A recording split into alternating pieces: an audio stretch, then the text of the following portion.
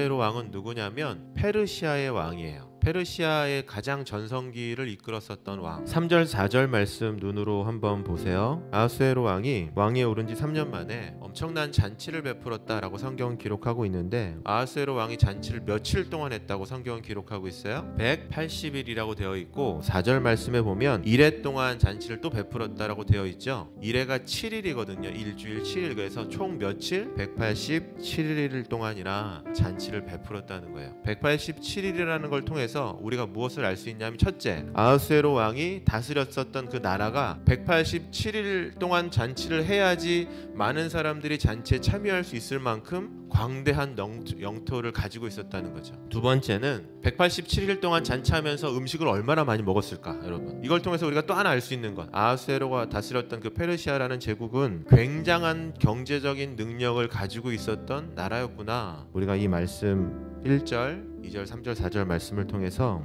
알게 돼요. 아하수에로 왕의 이름은 페르시아의 이름인데, 헬라, 그러니까 그리스 이름으로 바꾸면 그 크세르크세스라는 이름이에요. 웃기죠, 이름 되게?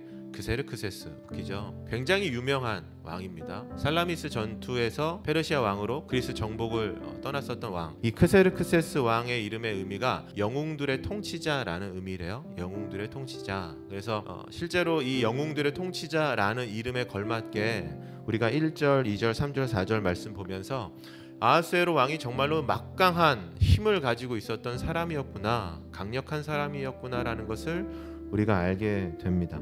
그런데 그런 배경과 상관없이, 자신의 이름의 의미와 상관없이 전혀 그렇지 않은 모습을 오늘 1장에서 보여주고 있어요. 그게 10절, 11절 말씀이에요. 10절 말씀 위에 처음에 보면 이렇게 되어 있죠. 잔치를 하고 있는데 주흥이 일어났다, 이렇게 되어 있죠. 술에 취했다는 얘기예요. 술에 취했다라는 말을 상징적으로 우리가 풀어서 바꿔서 이해하고 설명을 해보면, 술에 취했다, 주흥이 일어났다는 말은 무슨 말이야? 판단 능력이 사라졌다는 얘기예요. 무언가 옳고 그름을 판단할 수 있는 능력이 왕이었음에도 불구하고 무언가를 판단하고 결정하고 왕의 말 한마디에 모든 것이 움직이는 이 시대 속에서 성경은 정확하게 얘기하고 있어요. 아하수에로 왕이 주흥이 일어났다. 이 말은 무슨 말이라고? 판단 능력이 상실됐다, 사라졌다. 옳고 그른 것을 판단하고 구별할 능력이 사라졌다라고 성경은 기록하고 있다는 거예요. 이것이 제일 위험한 겁니다. 우리에게도, 우리 삶에게도, 여러분에게도. 우리가 무언가에 취해서 살아간다는 것은 굉장히 위험한다는 거예요. 성경을 통해서 술 취하지 말라라고 말씀하셨지만, 단순히 술의 개념으로 볼 것이 아니라 그리스도인으로서 하나님의 말씀, 하나님의 은혜, 하나님의 뜻이 아닌 다른 것에 취해 산다는 것은 굉장히 무서운 위험한 일이라는 겁니다. 쉬운 예로, 여러분이 핸드폰에 취해 살 수가 있어요. 게임에 취해 살 수가 있어요. 드라마와 영화에, 넷플릭스에 취해 살 수 있어요.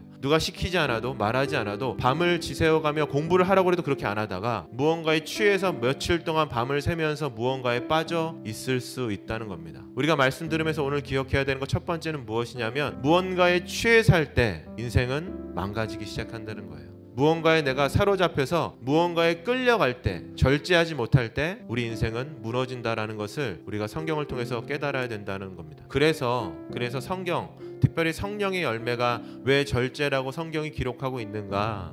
성령님이 함께 하실 때 왜 모든 사람들한테 절제의 능력이 나타나는가?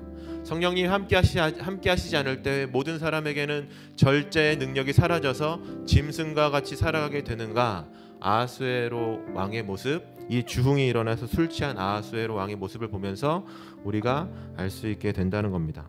다시 본문으로 돌아와서, 술에 취한 아하수에로 왕이 자신의 왕후 와스디라는 왕후를 많은 사람들 앞에 나오라고 명령했습니다. 말씀이 이렇게 기록하고 있어요. 왕후의 용모가 보기에 좋았다, 이뻤다는 얘기예요. 그리고 그 앞절에 이렇게 되어 있습니다. 모든 백성과 지방관들에게 그 아름다운 왕후를 보여주기 위해서 왕후를 불렀다라고 성경 기록하고 있어요. 그냥 읽어보면 특별히 그렇게 나쁜 말은 아닌 것 같아요. 그런데 여러분, 역사적인 사실에 근거해서 이 말씀을 보면 굉장히 악한 말입니다. 왜냐하면 술에 지금 취해서 주흥이 잔뜩 오른 아하수에로 왕과 수많은 사람들이 지금 술판에 허우적대리고 있는 그 한복판에 아하수에로 왕이 아름다웠기 때문에 많은 사람들한테 보이기 위해서 왕후 와스디를 불렀다는 의미는 무슨 의미냐면, 성적인 조롱의 대상으로 불렀다는 거예요. 이 페르시아의 역사를 연구한 학자들은 아마도 아하수에로 왕이 거의 나체 상태로 왕후를 불렀을 가능성이 많다라고도 얘기를 해요. 어떤 형태로 아하수에로 왕이 왕후를 불렀는지 모르지만 가장 사랑하고 가장 배려하고 왕으로서 가장 가까이 왕의 가장 한 몸을 이루고 있었던 자신의 왕후 와스디를 성적 조롱 대상으로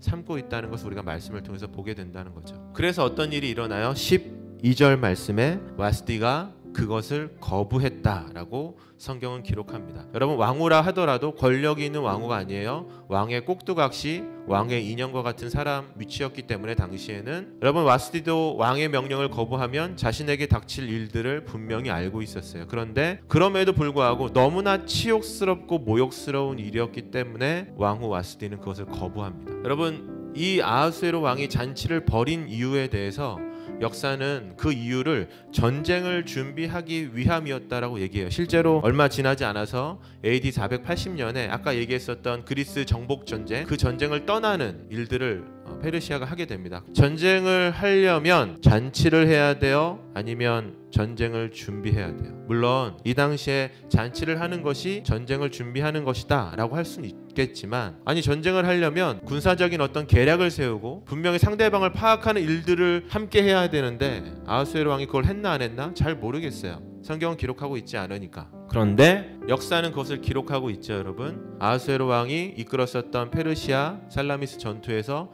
박살이 나게 됩니다. 이걸 통해서 우리 또 한 가지 알 수 있는 것은 무엇이냐면, 무언가 긴급한 일이 있을 때, 무언가 내가 준비해야 되는 일이 있을 때 술에 취해서 무언가에 세상에 취해가는 사람들의 특징은 뭐냐면 그것들을 온전히 잘 준비하지 않는다는 거예요. 제가 여러분하고 우리 중고등학생들 이렇게 인스타 연결되어 있지 않습니까? 분명히 어떤 사람은 중요한 시험을 앞두고 있어요. 어떤 사람은 중간고사를 앞두고 있어요. 어떤 사람은 대학 입시를 앞두고 있어요. 어떤 사람은 대학교 원서를 준비하는 사람들도 있어요. 친구들끼리 서로 보면서도 그걸 보잖아. 이 사람 이렇게 지금 이거 이렇게 놀 때가 아닌데. 그런 사람들이 우리 안에도 있다는 겁니다. 아하수에로 왕의 모습을 통해서 우리가 알 수 있어요. 세상 가운데 취해 살면 하나님 말씀 뜻대로 살지 않고 내 욕심과 욕망대로 살아갈 수밖에 없다. 가장 사랑해야 될 대상, 자신의 왕후조차 철저하게 짓밟고 모욕하는 그런 악한 사람이 될 수밖에 없다. 어떤 사람이 세상에 취해 살아가는 사람이 그런 인생을 살아갈 수밖에 없다라고 성경을 통해서 우리가 알게 돼요. 그러면 제가 질문이 이겁니다. 아하수에로 왕이 1장 1절부터 이렇게 미친 사람처럼 질주하고 있는데 제 질문, 하나님은 뭐하고 계셨을까? 이거예요. 하나님은 뭐하고 계셨을까? 여러분, 성경에 대한 질문은 성경을 통해서 찾는 것이 가장 확실합니다. 잠언 21장 1절 말씀이 그 답을 우리에게 알려주고 있습니다. 제가 읽어드릴게요. 왕의 마음은 흐르는 물줄기 같아서 주님의 손안에 있다. 주님께서 원하시는 대로 왕을 이끄신다. 이상한 말이죠.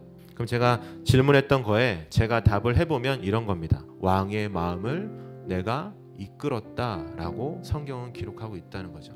여러분, 아하수에로의 왕의 마음을 누가 이끌었다는 얘기예요? 하나님이 이끌었다는 거예요. 왜 그랬을까 그러면? 왜 전혀 하나님과 상관없는 이 왕의 마음을 하나님이 이끌었을까? 우리가 이제 앞으로 또 내일도 나누겠지만 2장 2절 같이 읽습니다. 시작. 왕의 측근 신하들이 아뢰되 왕은 왕을 위하여 아리따운 처녀들을 구하게 하시되. 말씀 읽고 항상 아멘. 아리따운 처녀가 누굴까요? 에스더예요. 맞아요. 여러분, 에스더는 하나님의 사람으로 준비된 사람이었나? 아니었던 것 같아요. 말씀을 준비하다 보면 아하수에로의 마음의 왕을 움직이셔서 하나님이 지금 누굴 준비하고 계셨다는 거야? 에스더를 준비하고 계셨다는 거예요. 아하수에로의 마음을 움직이셔서 결국에 아하수에로의 입과 선택과 말을 통해서 자신의 왕후 와스디를 왕후에서 끌어내린 다음에, 끌어내리니까 신하들이 뭐라고 얘기했습니까? 왕이여, 와스디를 대신해서 새로운 왕후를 찾으셔야 됩니다. 여러분, 그게 누구였다고 우리가 아는 거지만, 우리 성경을 통해서 알고 있지만 그게 누구예요? 여러분, 에스더라는 사람이었습니다. 페르시아에 남기로 했었던 유대인들을 위한 하나님의 배려. 이스라엘 돌아간 사람들이 있지만 여전히 페르시아에 남아서 이방 땅에 남아서 이방 땅의 문화와 이방 땅의 학문과 이방 땅의 종교 우상의 이름을 갖고 살아가기로 결정했었던 하나님의 백성으로 살아가기로 결정하는 것을 포기했었던 유대인들을 위한 하나님의 배려. 그 사람들을 위해서 하나님은 누구를 지금 세우고 계셔요? 누구를 부르시고 계세요? 에스더를 부르고 계시다는 것을 우리가 이 말씀을 통해서 알게 돼요. 여러분, 잠언 말씀에 저희가 그래서 주목해야 될 말, 오늘 설교의 제목이 뭐냐면 잠언 말씀에 기록되어 있는 그 말씀입니다. 주님의 손안에 있다. 주님의 손안에 있다. 악한 아하수에로 왕의 마음도 주님의 손안에 있다. 이 말은 무슨 말이냐면 우리의 모든 실수와 실패가 어디에 손안에 있다는 거야. 초등학생들이 대답해 보세요. 어디에 손안에 있다는 겁니까?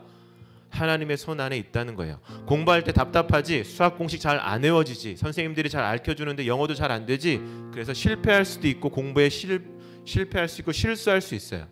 친구 관계가 자라나면서 어리숙하기 때문에 많은 실수와 실패를 할 수도 있고 의도적으로 죄를 지을 수도 있어요. 그런데 오늘 아침 우리가 이 말씀 통해서 기억해야 되는 중요한 사실은 무엇이냐면 그 모든 실수와 실패와 좌절까지도 누구의 손안에 있다?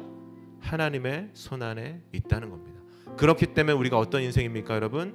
안전한 인생이 될 수밖에 없다라고 성경은 오늘 우리에게 알려주고 있어요. 말씀 한 절 읽고 같이 기도하겠습니다. 이스라엘을 지키시는 이는 졸지도 아니하시고 주무시지도 아니하시리로다. 하나님은 저와 여러분을 항상 주님의 손으로 이끄시는 신실하신 하나님이신 줄 믿으시길 바랍니다. 아멘. 우리가 실수했을 때에도 실패했을 때에도 우리 고등학생, 중학생들 마음 가운데 어려움이 있고 의도적으로 내가 죄를 지어서 넘어졌다 하더라도 하나님의 손은 절대로 우리를 놓지 않는다. 여러분, 우리가 인생에 아픔이 오고 고통이 오고 두려움이 올 때가 언제냐면 그 하나님의 손이 느껴지지 않을 때예요. 그러나 사망의 음침한 골짜기를 간다 하더라도 그 하나님의 손이 나를 붙들고 계시다는 걸 믿으면 시편 23편의 고백이 저와 여러분의 고백이 될 수 있다고 저는 확신하고 믿습니다. 아하수에로 왕의 삶의 모습을 통해서 우리가 많은 것을 배웠으면 좋겠어요. 그리고 아하수에로 왕의 이 모습을 통해서 이끌으셔서 모든 걸 주님의 손에 맡기시고 이끄시는 하나님을 바라보면서 오늘도 시편 23편의 고백을 하는 저와 여러분이 되기를 예수님의 이름으로 축복합니다. 이 시간 같이 기도하도록 하겠습니다.